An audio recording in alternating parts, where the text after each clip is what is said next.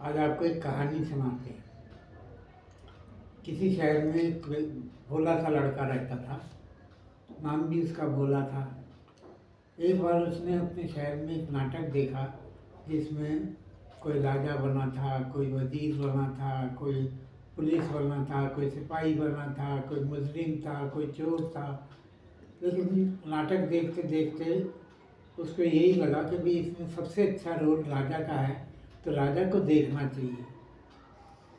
किसी ने उसे बताया कि भाई फलां शहर में राजा रहता है, वहाँ जाके देख ले। वो जैसे तैसे वहाँ पहुँचा।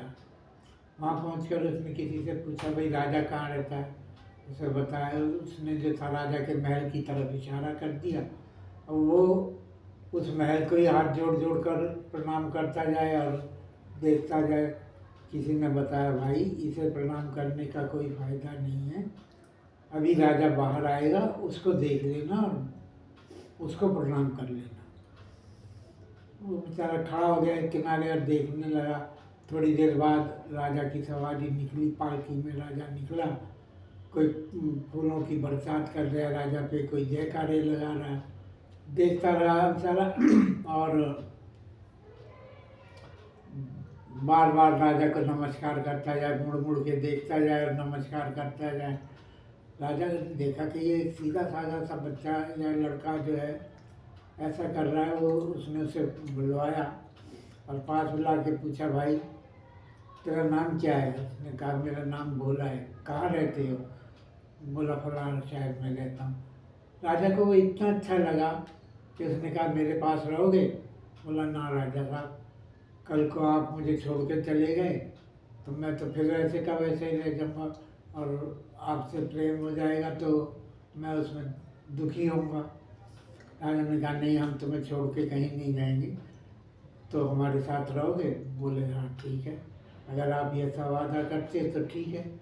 राजा ने उसको अपने वजीरों को कहा कि भाई इसको नहला धुला कर अच्छे कपड़े पहना कर दरबार में लाओ।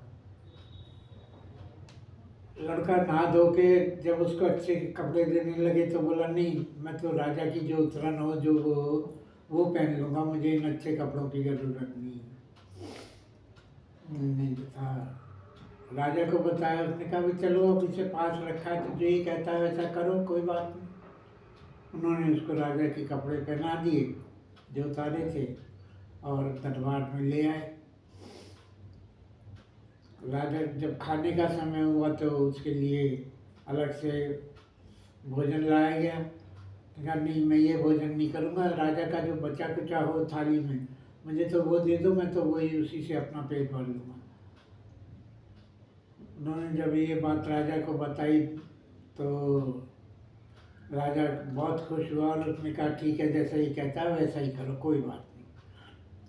वो लड़का वहाँ रहने लगा और राजा उसके भोलेपन पे बहुत प्रसन्न हुए। जहाँ भी जाते अपने साथ लेकर जाते।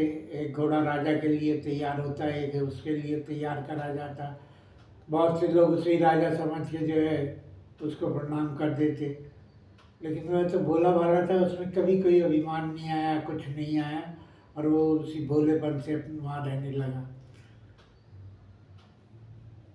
राजा उस पर इतना प्रसन्न हुआ कि उसने उसे अपनी गद्दी सौंप दी और वो राजा का और खुद जो था अपना भगवान का नाम लेने के लिए राजा अलग रहने लगा। मतलब महल में ही रहता, वहीं सब कुछ होता, बाकी वो अपने भगवान का नाम लेने में जुड़ गया।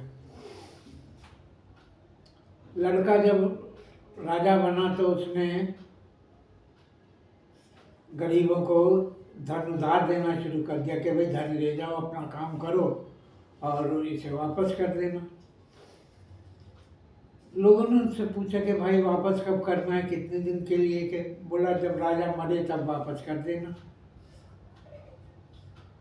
और वजीरों ने जो था राजा को बताया कि ये तो आपको मारना चाहता है, भाई राजा मरे तब वापस करना था। राजा आया। राजा ने कहा कि वही, मैंने तो तुझे सब कुछ दे दिया, सबसे ज़्यादा प्यार भी दिया, और तू ये चाहता है कि मैं मर जाऊँ। ने कहा, नहीं राजा, कि तू सबको ये क्यों कहता है करता है कि भाई राजा मर जाए तो धन वापस करना।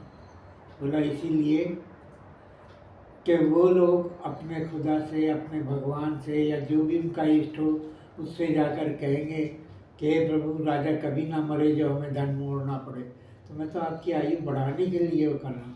राजा बहुत खुश हुआ और वो उसके पैर छूने लगा। लड़का वैसे ही बैठा रहा। तब फिर वजीरों ने राजा को भड़काया कि देखो, ये तो इतना अभिमानी हो गया कि इसने अपने पैर पीछे नहीं हटाए, आप पैर छू रहे हैं तो ना आपका हाथ रोका। राजा ने फिर उससे पूछा, भाई ये क्या बात है?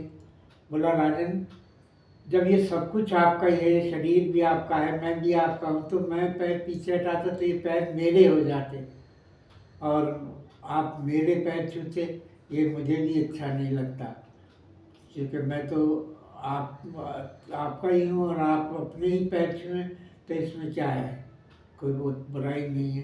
राजा उसकी बात से इतना प्रभावित हुआ कि वो सब कुछ उसको देकर वानप्रस्थ को चला गया।